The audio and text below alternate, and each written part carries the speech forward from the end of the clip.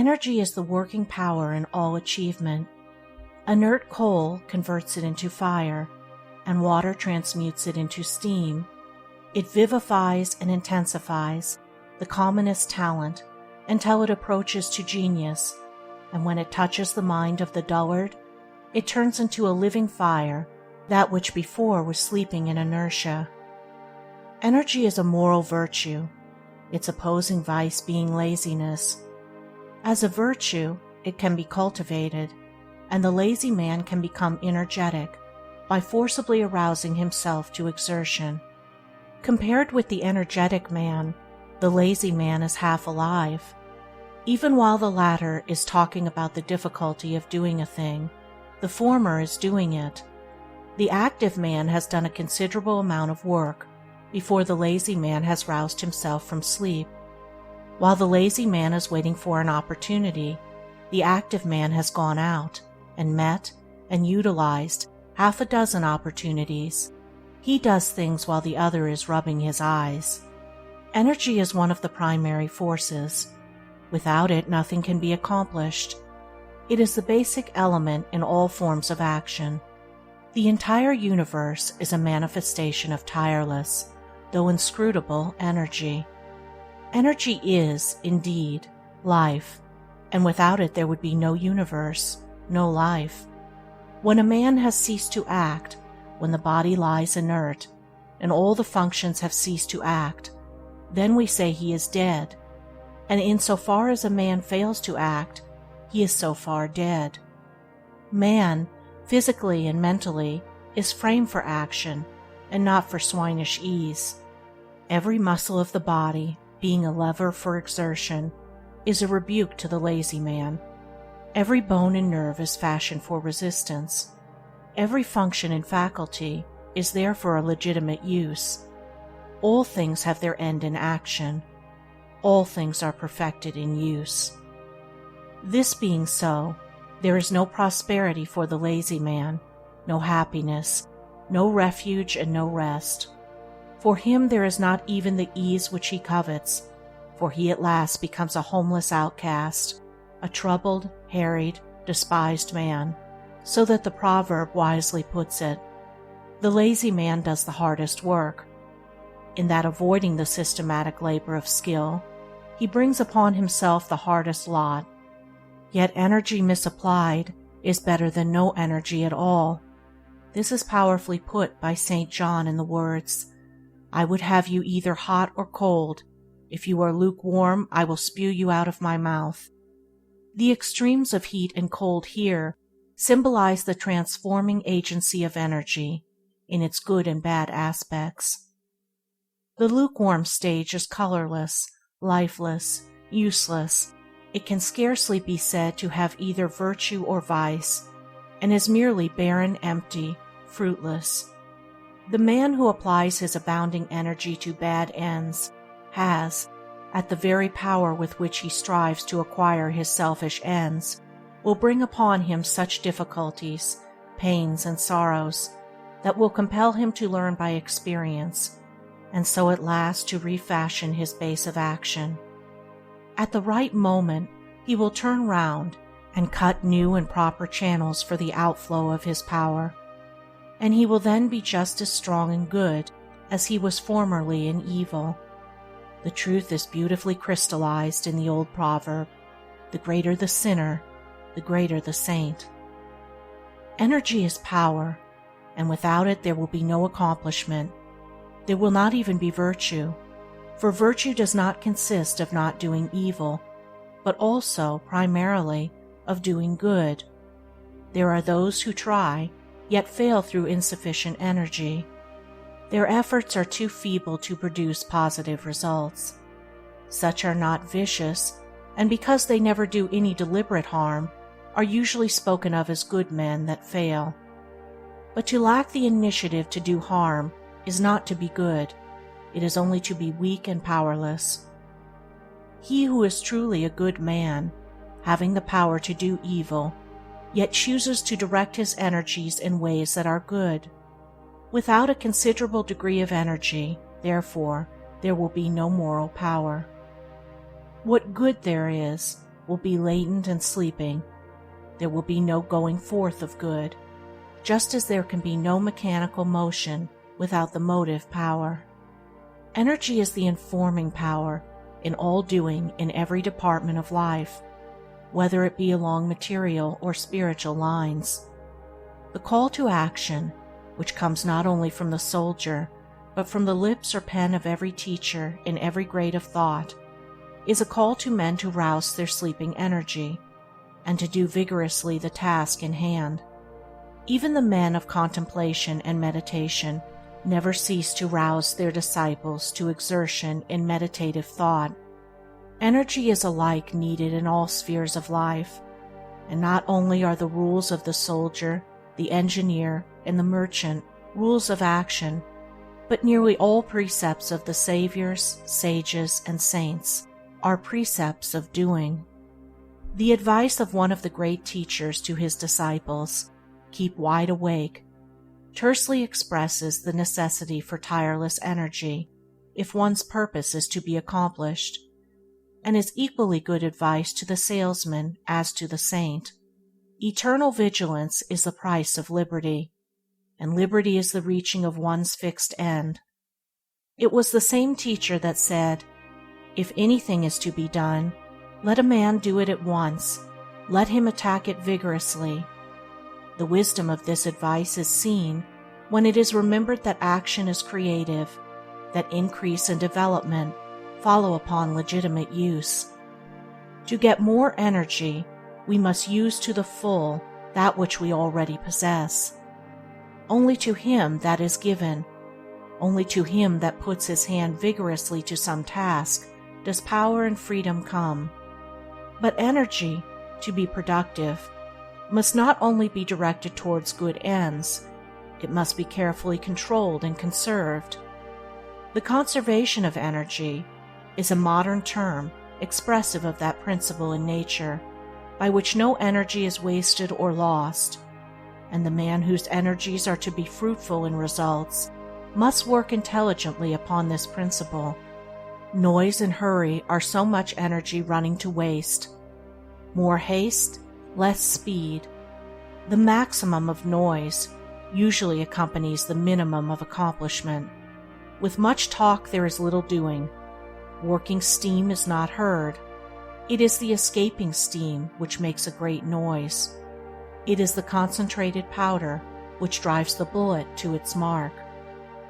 Insofar as a man intensifies his energies by conserving them and concentrating them upon the accomplishment of his purpose, just so far does he gain quietness and silence, in repose and calmness. It is a great delusion that noise means power. There is no great baby than the blustering boaster. He is but an infant mentally, and having no strength to do anything, and no work to show, he tries to make up for it by loudly proclaiming what he has done, or could do. Still waters run deep, and the great universal forces are inaudible. Where calmness is, there is the greatest power. Calmness is the sure indication of a strong, well-trained, patiently disciplined mind. The calm man knows his business, be sure of it. His words are few, but they tell. His schemes are well planned, and they work true, like a well-balanced machine. He sees a long way ahead, and makes straight for his object. The enemy, difficulty, he converts into a friend, and makes profitable use of him, for he has studied well how to agree with his adversary while he is in the way with him. Like a wise general, he has anticipated all emergencies. Indeed, he is the man who is prepared beforehand. In his meditations and the counsels of his judgment, he has conferred with causes, and has caught the bent of all contingencies. He is never taken by surprise, is never in a hurry, is safe in the keeping of his own steadfastness, and is sure of his ground. You may think you have got him, only to find, the next moment, that you have tripped in your haste, and that he has got you, or rather that you, wanting calmness, have hurried yourself into the dilemma which you have prepared for him. Your impulse cannot do battle with his deliberation, but is foiled by the first attack. Your uncurbed energy cannot turn aside the wisely directed steam of his concentrated power. He is armed at all points. By a mental jujitsu acquired through self-discipline, he meets opposition in such a way that it destroys itself. Upbraid him with angry words, and the reproof hidden in his gentle reply searches to the very heart of your folly, and the fire of your anger sinks into the ashes of remorse. Approach him with a vulgar familiarity, and his look at once will fill you with shame, and brings you back to your senses. As he is prepared for all events, so is he ready for all men, though no men are ready for him. All weaknesses are betrayed in his presence, and he commands by an inherent force which calmness has rendered habitual and unconscious. Calmness, as distinguished from the dead placidity of languor, is the acme of concentrated energy. There is a focused mentality behind it. In agitation and excitement, the mentality is dispersed. It is irresponsible and is without force or weight. The fussy, peevish, irritable man has no influence. He repels and not attracts. He wonders why his easygoing neighbor succeeds and is sought after, while he, who is always hurrying, worrying, and troubling the miscalls, is striving, falls, and is avoided. His neighbor, being a calmer man, is not more easygoing, but more deliberate, gets through more work, does it more skillfully, and is more self-possessed and manly. This is the reason of his success and influence. His energy is controlled and used, while the other man's energy is dispersed and abused. Energy, then, is the first pillar in the temple of prosperity, and without it, as the first and most essential equipment, there can be no prosperity. No energy means no capacity. There is no manly self-respect and independence. Amongst the unemployed, there will be found many who are unemployable through sheer lack of this first essential work of energy. The man that stands many hours a day at a street corner with his hands in his pockets and a pipe in his mouth, waiting for someone to treat him to a glass of beer, is little likely to find employment, or to accept it should it come to him. Physically flabby and mentally inert, he is every day becoming more some, is making himself more unfit to work, and therefore unfit to live. The energetic man may pass through temporary periods of unemployment and suffering, but it is impossible for him to become one of the permanently unemployed. He will either find work or make it, for inertia is painful to him, and work is a delight, and he who delights in work will not long remain unemployed. The lazy man does not wish to be employed. He is in his element while doing nothing. His chief study is how to avoid exertion. To vegetate in semi-torpor is his idea of happiness. He is unfit and unemployable. Even the extreme socialist, who places all unemployment at the door of the rich, would discharge a lazy, neglectful, and unprofitable servant, and so add one more to the arm of the unemployed, for laziness is one of the lowest vices repulsive to all active, right-minded men. But energy is a composite power. It does not stand alone. Involved in it are qualities which go into the making of vigorous character and the production of prosperity. Mainly, these qualities are contained in the four following characteristics. 1. Promptitude. 2. Vigilance. 3. Industry. 4. Earnestness. The pillar of energy is therefore a concrete mass composed of these four tenacious elements. They are thorough, enduring, and are calculated to withstand the wildest weather of adversity. They are all make for life, power, capacity, and progress. Promptitude is valuable possession. It begets reliability.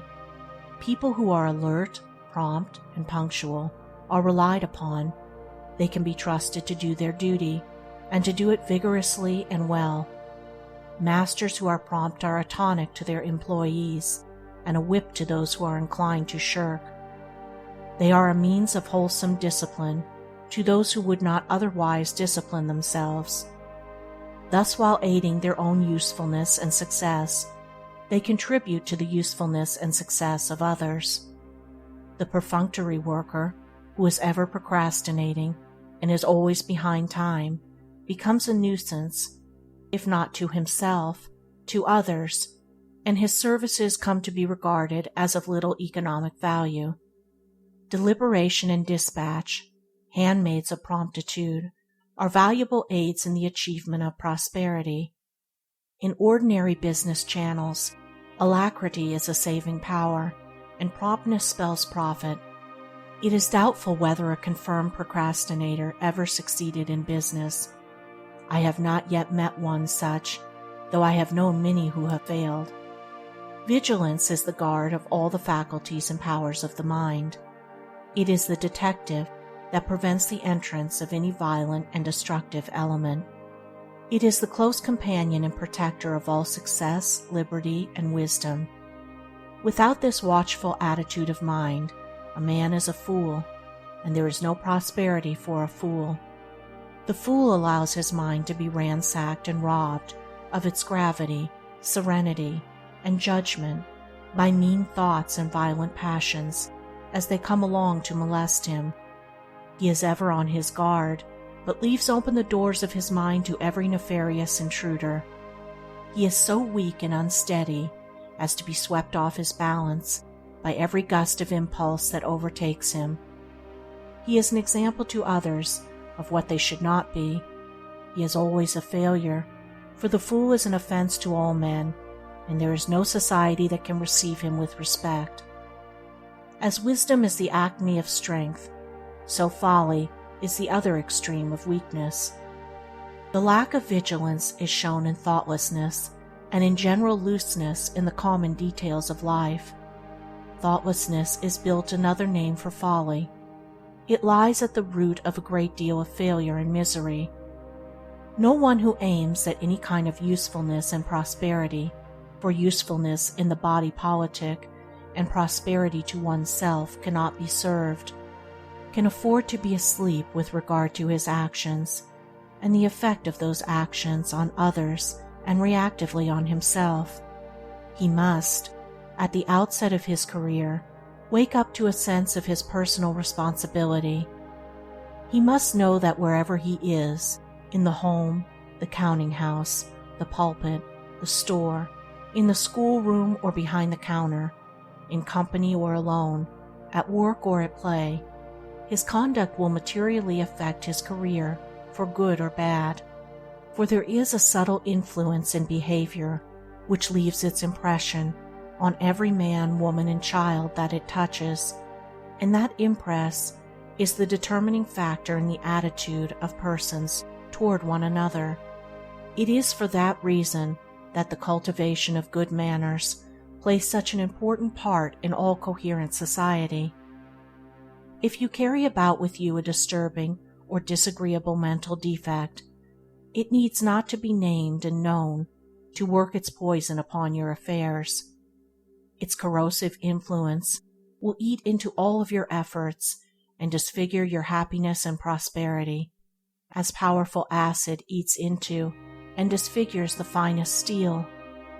On the other hand, if you carry about an assuring and harmonious mental excellence, those about you will understand it and be influenced by it.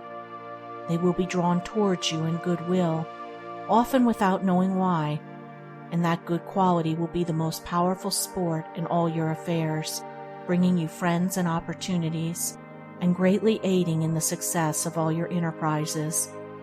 It will even right your minor incapacities, covering a multitude of faults. Thus we receive at the hands of the world according to the measure of our giving. For bad, bad. For good, good. For defective conduct, indifferent influence and imperfect success. For superior conduct, lasting power and consummate achievement. We act and the world responds. When the foolish man fails, he blames others and sees no error in himself. But the wise man watches and corrects himself, and so is assured of success.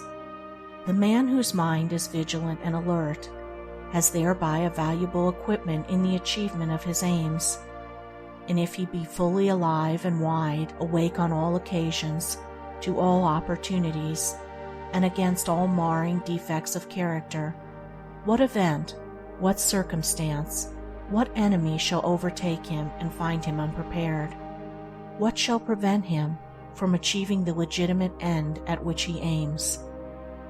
Industry brings cheerfulness and plenty.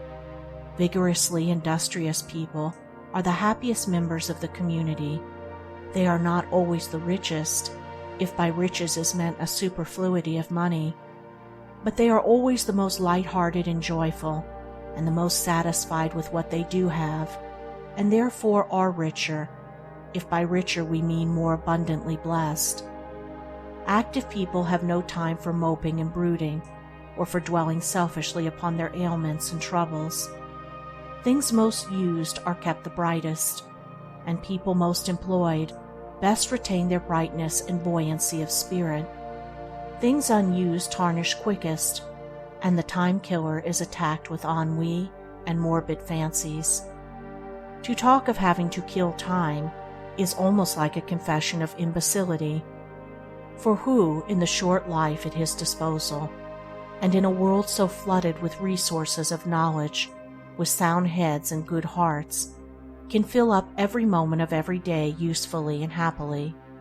And if they refer to time at all, it is to the effect that it is all too short to enable them to do what they would like to do. Industry, too, promoted health and well-being. The active man goes to bed tired every night. His rest is sound and sweet, and he wakes up early in the morning, fresh and strong, for another day's delightful toil. His appetite and digestion are good. He has an excellent sauce in recreation, and a good tonic in toil. What companionship can such a man have with moping and melancholy? Such morbid spirits hang around those who do little and dine excessively. People who make themselves useful to the community receive back from the community their full share of health, happiness, and prosperity. They brighten the daily task and keep the world moving. They are the gold of the nation and the salt of the earth. Earnestness, said a great teacher, is the path of immortality. They who are in earnest do not die. They who are not in earnest are as if dead already. Earnestness is the dedication of the entire mind to its task. We live only in what we do. Earnest people are dissatisfied with anything short of the highest excellence in whatever they do, and they always reach that excellence. There are so many that are careless and half-hearted, so satisfied with a poor performance, that the earnest ones shine apart, as it were, in their excellence. There are always plenty of vacancies in the ranks of usefulness and service for earnest people. There never was and never will be a deeply earnest man or woman who did not fill successfully some suitable sphere. Such people are scrupulous, conscientious, and painstaking, and cannot rest in ease until the very best is done, and the whole world is always on the lookout to reward the best.